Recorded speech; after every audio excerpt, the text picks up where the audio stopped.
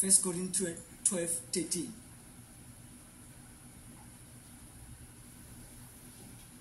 First Corinthians 12 verse 13. For by one Spirit we were all baptized into one body. One Spirit we were all baptized into one body. Whether Jews or Greeks. Whether Jews or Greeks. Whether slaves or free. And have all made to drink into one Spirit. We all need to drink from what? Why are we fighting? Why are we fighting each other if we are drinking from one Spirit? You are you and me,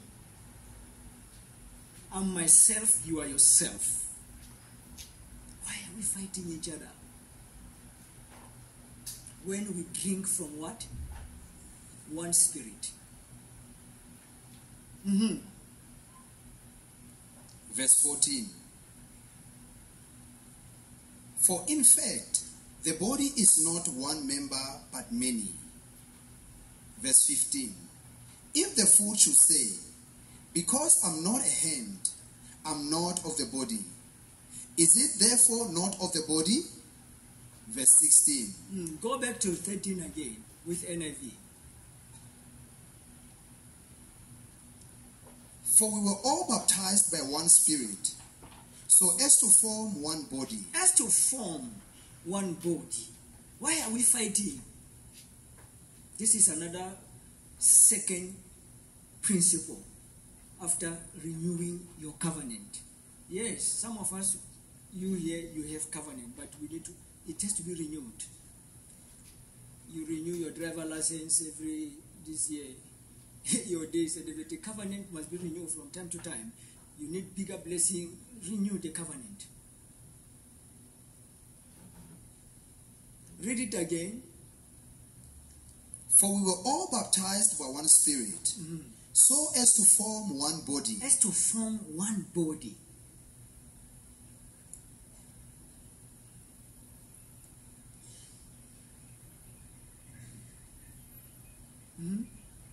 Whether Jews or Gentiles, slave or free, and we were all given one Spirit to drink. One Spirit to what? To drink. When you drink that Spirit, it opens your eyes. Another one, you drink that Spirit, it gives you power to do miracle. Another one, drink that Spirit, it gives you power to make money. Another one, drink that Spirit, but at the end is to make us one.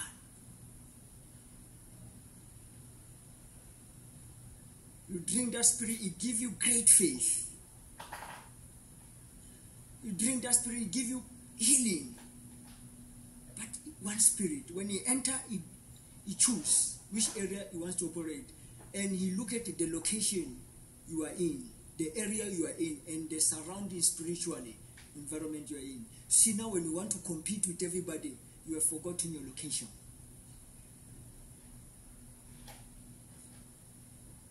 The spiritual climate of your environment. When I came to this, when God released me to the city Bloemfontein to start the manifestation of evil spirit, I don't think they've ever been seen in this country. Where demon climbed on top of a church in a few seconds. On top of a church. Boom.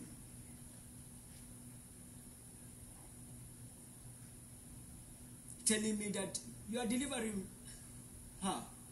We will destroy the roof of the church. While I'm doing deliverance, security is coming with a phone.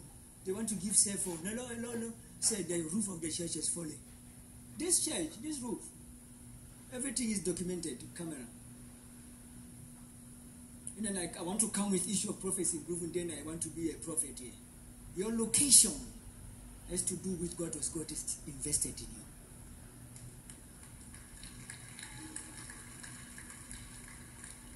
Some areas of gifting cannot withstand the challenges of your environment where you are. You are looking for something that cannot stand the challenges of the environment.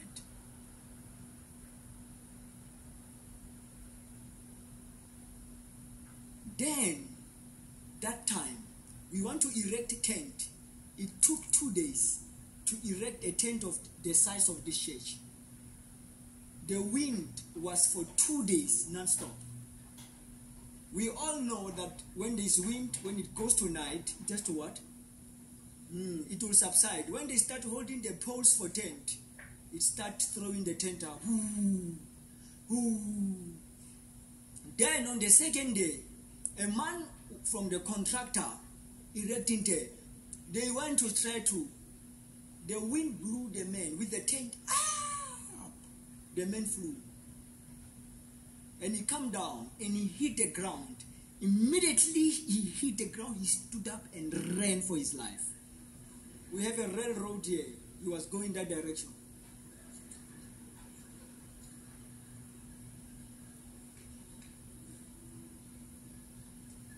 What will a prophetic gift do? This is where apostolic ministry is needed. They left us stranded without a tent, and we want to open the land.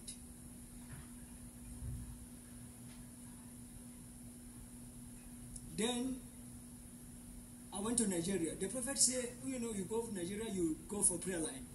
You pray. When I go to meet him one-on-one, he look at me and say, you're not going. Where you have entered is very dangerous for you. You need to stay with me for a month for covering. For spiritual, he used the word spiritual fortification.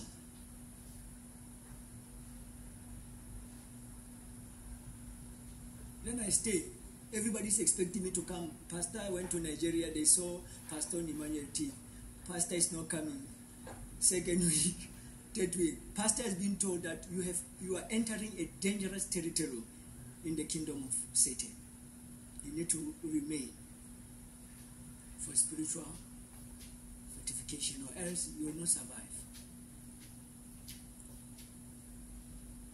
So, do you see where we are now? You need to look where God has placed you. The gift you have has to do with where you are. They serve the purpose of the environment.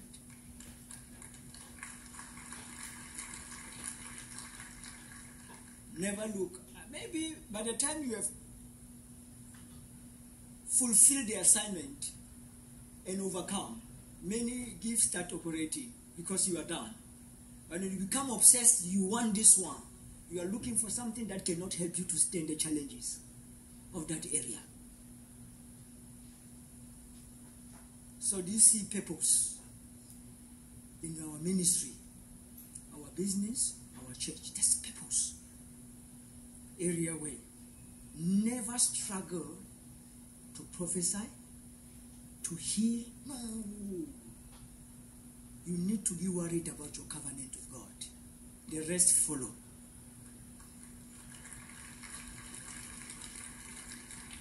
The rest what? Rest follow. Covenant. Agreement with God.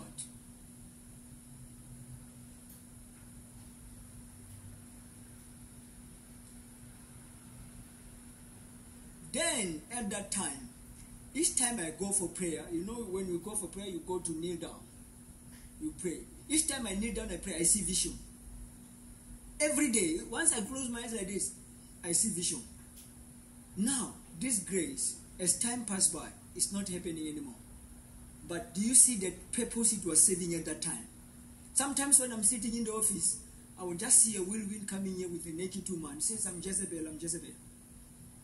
You are disturbing us. I just jam inside the office. While people are talking, I start talking to Jezebel. People say, it's man of God mentor. We were talking, suddenly keep quiet, and you start talking to what we cannot see. So when you go back, your covenant with God, renew it. If it is not there, go and make one with Him. In Jesus' name. Let us rise up. How to complete